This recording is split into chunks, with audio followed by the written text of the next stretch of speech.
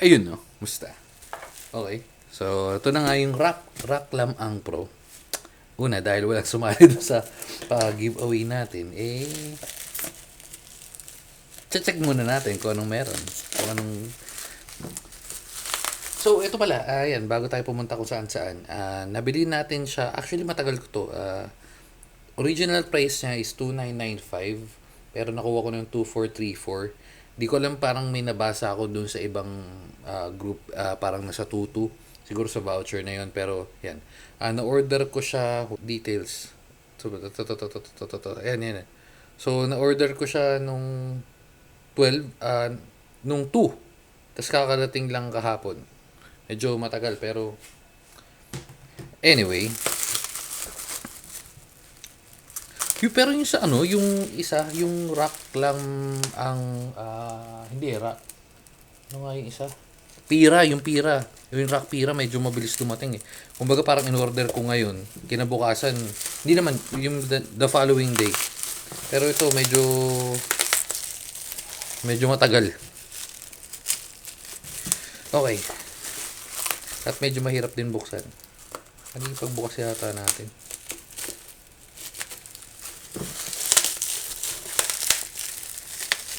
Hindi nga pagbukas natin, men.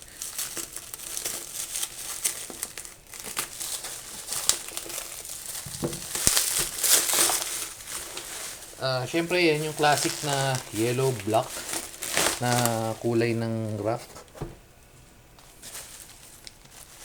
Halos ganito rin yung kulay nung sa ano, yung sa rock pira. So check natin. Pero yan, yan yung box. Rock Lam-ang Pro Max. Again, kahapon to dumating. Ngayon ko lang in-unbox kasi una, may lakad ako at yan nga, dapat ipapadala natin to sa kung may nanalo man doon sa kung may nanalo man walang sumali, anong gagawin natin? So ayan, Rock Lam-ang Pro 87 keys wireless keyboard, tri mode, south facing 0.85 TFT screen, gasket mount, saka hot swap sockets. Yung sa baba wala naman masyado, pero ito bakit Pro Max? Okay, tapos pre-build. Yung bare bone, ayos lang naman kung medyo tight yung budget. Pero kasi, para sa akin, masulit yung pre-build. Lalo na kung medyo bago ka sa mechanical keyboard, mas magagamit mo yun. At saka mas mura talaga. Pero syempre, kung magpapalit ka lang din naman, mag-pre-build ka lang. Lalo na sa may mga experience. So ayan, nandiyan na naman lahat ng info nila. Maganda to kasi yung iba box. As in literal na box lang. Pero ito, may specifications, yan, dimension, weight, connection type. Ayun, nandito na lahat. So, yung switches niya, nandito na rin nakalagay pala. Otemo Black for pre-built. Just cherry profile, double shot, knob none. Okay, okay. 4,000 mAh. Okay. Tapos yung software. Di ko sure kung merong available na nito, pero check natin mamaya. Pero for now, open muna natin.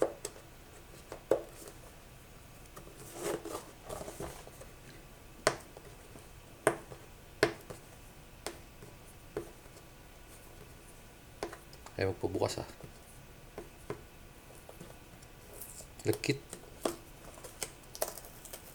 Uy, masisira.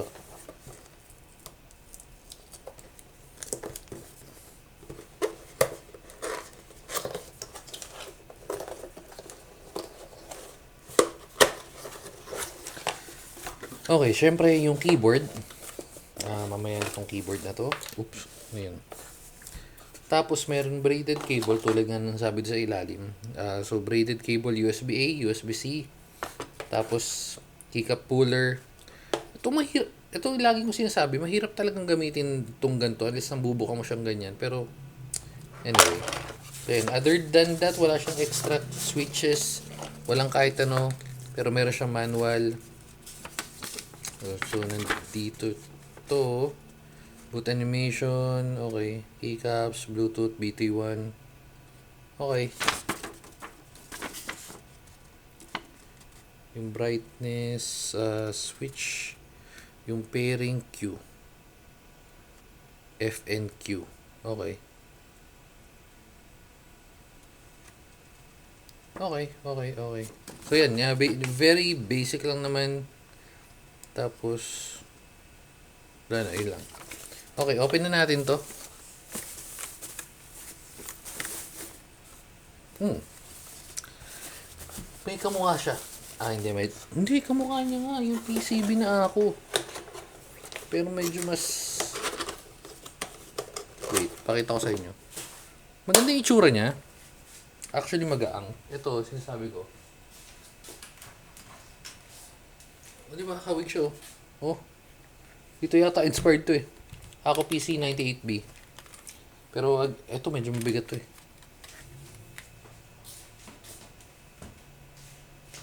Okay, so going back. Maganda sa kanya nakalagay na dito yung dongle. Kung magda-dongle ka, 2.4, Bluetooth 1, 2. Medyo kakaiba to kasi kadalasan is yung Bluetooth 1, 2, 3. And then, yung dongle, and then yung wired. Pero ito, magaang. Actually, magaang siya. Pero, okay naman yung quality.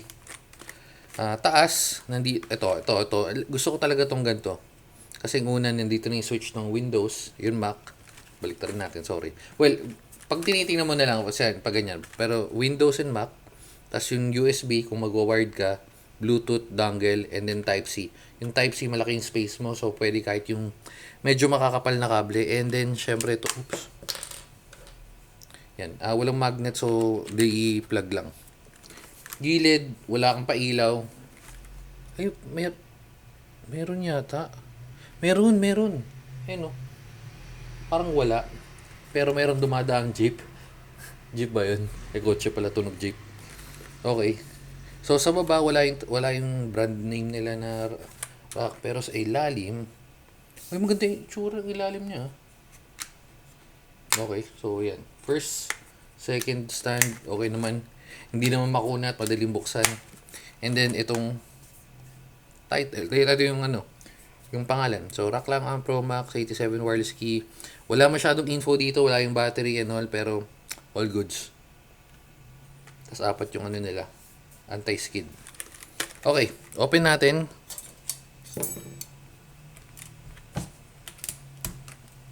Ay, sound check pala muna, no? Kumbaga parang sa outfit check. open natin. Ay, sound check. Okay to ah. Okay to.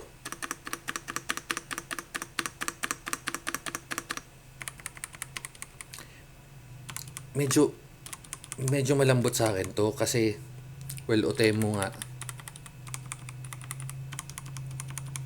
Ewan ko kung naririnig pero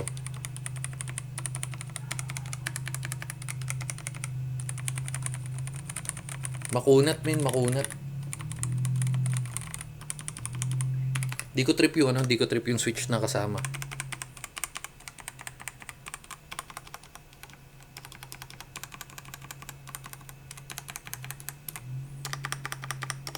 Pero kaya siguro okay yung tunog nito kasi dahil dun sa Pero yan. Medyo makunat yung yung switch. Di pala medyo makunat talaga. Yun.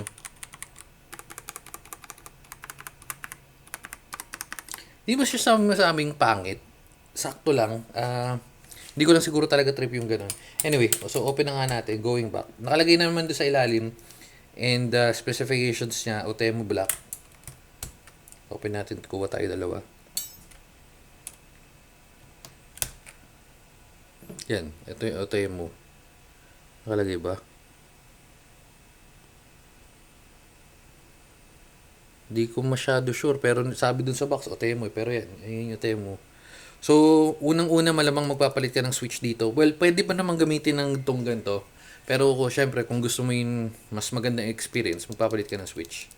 Yan. Ayun o. Yung keycaps okay na sa akin to. Pero may nakita akong gusto ko yung palit dito. Na-order ko na. Wala pa lang ngayon. Pero yun, dadating tayo doon. So, tanggal pa tayo isa kasi tingnan natin kung yung laman ng loob. Ay, yung base. Okay. So, plastic to. Parehas ng Sapira. Halos parehas lang yun. Tapos 5 pins, syempre. Tapos south facing nga. South facing papunta sa'yo. North facing pa, gano'n. Lagi yung tinatanong kung mayroong interference. Siguro dati, pero ngayon, ang dami na nating keyboard. Wala naman ako naging ganong issue. Pero, anyway. Yan. Tapos ito malambot to. Oh. So, kaya siguro naging kahit ote mo yung switch niya, maganda na rin yung tunog. Ayun. May foam to eh. Ayun oh. Ayun ko nakikita oh. Pero, yan. Open natin para makita yung ilaw. Bluetooth. Ayan. Ayun oh. Diba? Ganda nga ng kulay oh. Tagus naman. Kasi isa pa yan dahil sa gantong ano. Hindi ko alam tawag dyan pero yan. Kasi pag yung plastic na plastic, medyo yung ilaw hindi tumatagos. So, balik natin. Switch talaga yung kailangan mo mapalitan dito. Again, hindi naman kailangan agad-agad. So, if wala pa sa budget, pwede mo naman i-stick ka muna sa ganyan. Pero, ay, hindi ko nakita to. Wait, sorry. Yung screen pala, hindi natin nabigyan ng ano. Ah, yun na, maganda. Pero, paano mo kukontrolin to?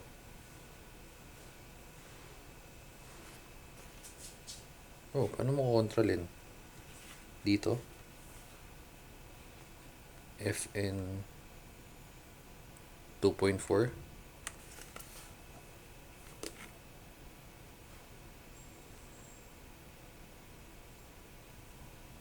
Word eh. Lumalabas word. So, paano siya kukontrolin? Yung date tama, hindi ko alam kung paano nag-a-update yun. Siguro yun yung kakalikutin ko. At saka baka nasa driver niya yun. Pero, for now, ito pero maganda yung ano, maganda yung screen niya. Doon yung loading, pero after nito, halos parehas na lang nung sa lang to eh. Okay, pero yun nga, hindi natin alam kung paano ko kontrolin dahil wala kang kahit anong knob. Testing natin, typing test tayo. Kunin ko lang yung Steam Deck. Wait. Oops. Yan. Wait lang. Okay. Ang problema, hindi ko yata na-charge. Pero, ayos lang. Hindi pala ayos mo, hindi naglo-load. Wait. Shit, di nga yata nag-charge. Ano to? Hindi matandaan kung ano itong pinaglalagay ko na dito. Wait lang. Charge ko muna saglit.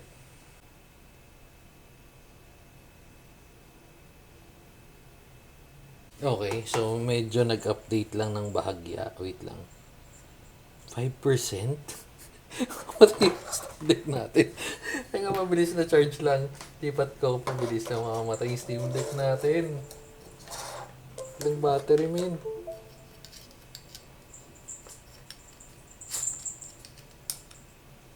Okay. Charge lang natin habang sinacharge. Kabitan natin ng mouse. Ay, saan pa dongle niya? Ay, ito. Ito. Magdadangle na lang tayo. Dapat mag-word tayo, pero dangle na lang. Ito pala yung ano niya. Yung dangle niya walang brand. Pero okay lang. Yun nga lang, pag marami kang ganito nakakalat, medyo mahihirapan ka maghanap. Okay. X5. Tack Shark. Okay.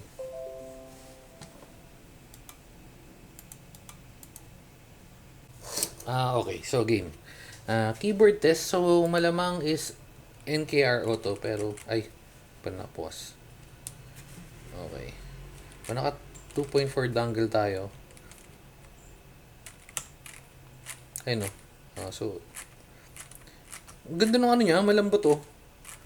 Well, maganda siya at the same time. Medyo, ayun o. Lumulubog. Uy, naghang ba? Hindi ko alam kung low ba. Hindi, feeling ko hindi. Ano lang. Oh? Okay. So, dito na tayo. Keyboard latency. Ay, mabilis naman, oh. 9 na agad. Okay na tayo dyan. Typing test. Hindi ko sure kung maririnig nyo, pero hindi naman siya, well, sa akin hindi siya ganun kaganda yung tunog, pero sige, game. Refresh lang.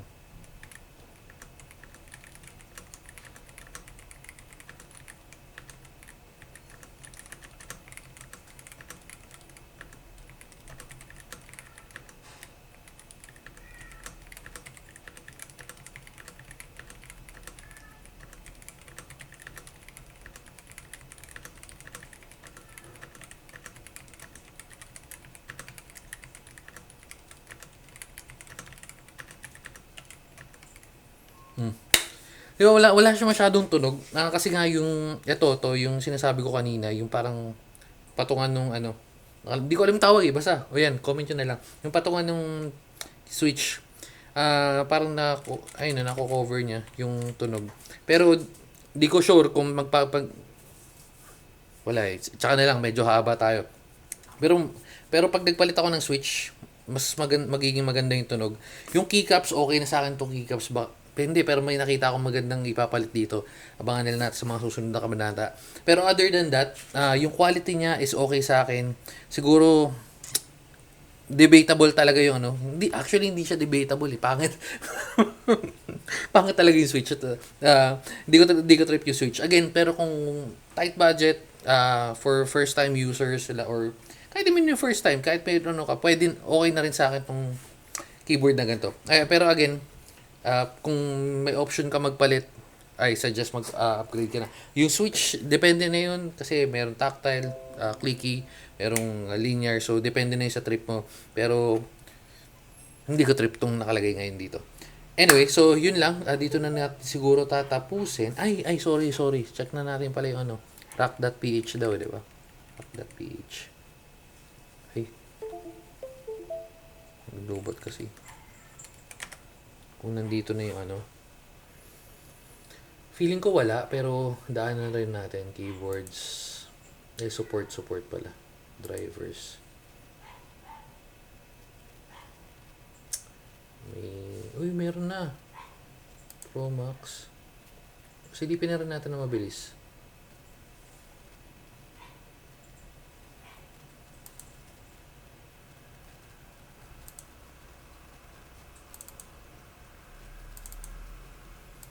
At kailangan natin ng kable.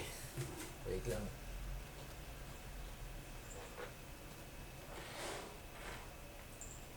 Ito, sakto.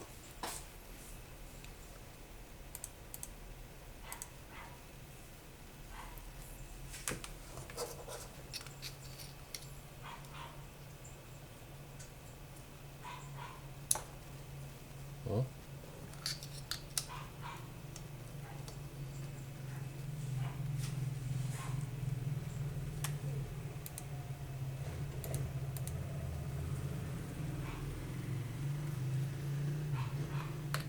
Switch na ako sa USB mode.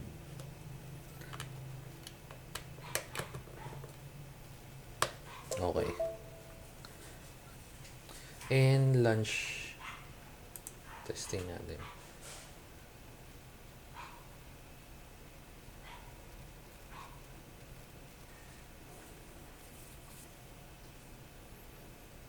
Paglo-load din yan, tiwala lang.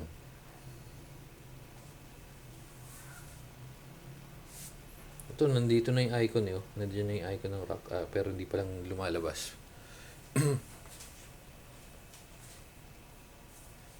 Okay. Una, sobrang laki niya.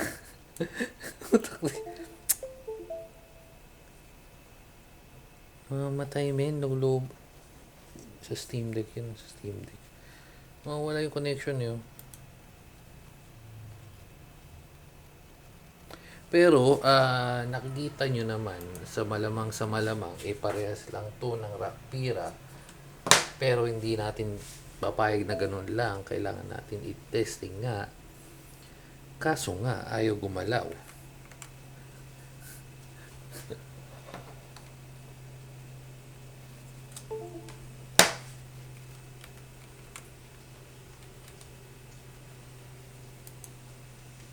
Ayaw gumalaw, min.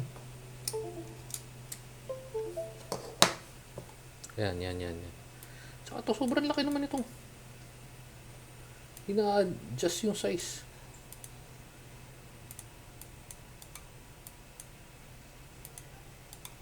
Wala tayo screen resolution. Wait lang, daming commercial pero para makita na. 1280, wala sagad yung ano nito resolution nito eh. 1280 lang to eh. So, yung kung screen mo is 1280 ba yan hindi. Hindi, sa screen lang na kasi 7-inch lang to eh. Sige, load na lang natin ulit. Rock. Saan yung rock? Galaw-galaw, scroll na lang natin. Ganun lang din naman yun. Pares lang naman yun. Oops. Ayun. Ay, hindi, ganun pa rin. Ayan, pero makikita nyo naman, halos same nung sa Rockpira. Meron na dito, ayun yung makita mo yung driver management, which is yung keyboard mo. Tapos pagka-clinic mo yan, pwede ka mag-remap. Namamatay men, lobat. Nawawala lobat eh. Pero yan. Tapos, meron kang macro, pwede kang maglagay yan. Yung macro na lalagay mo dyan, pwede mong i-bind dito sa new configuration. Tapos yung ilaw, check natin na mabilis lang. Okay, so nako-control, nakita nyo naman. Ay, nagpapalito. Spectrum, breadth, colorful. So, balik tayo doon sa ano nakalagay dito kanina. Outward yata. Maraming options sa dito. So, punta na tayo sa Ripples, sa favorite natin. Or favorite ko. You know. Oh. Tapos, TFT. Yan. Hindi pa siya yung katulad sa mga bago ngayon. Kasi yung mga bagong software na ganito, pwede ka na mag-share. Lalagin ka ng, well, may login. Tapos, pwede mo i-share yung mga ginawa mo. Pero to yung sa dati pa rin. Tapos, mas maliit nga yung screen nito. Parang ilan inches lang to. And, ano to? Yung sa kulay. Yung sa sumusunod na kulay. And then, light mode. Tapos, yun last is virtualization, background mode. Pwede mo adjust. Pwede. Yun lang. Yun, basic na software lang naman. Well, typical. Recommended, yes. Still going back in switches, hindi masyado. Yun lang. Dito na natin tatapusin. And, bye-bye. Babu. Ta-charge pa eh.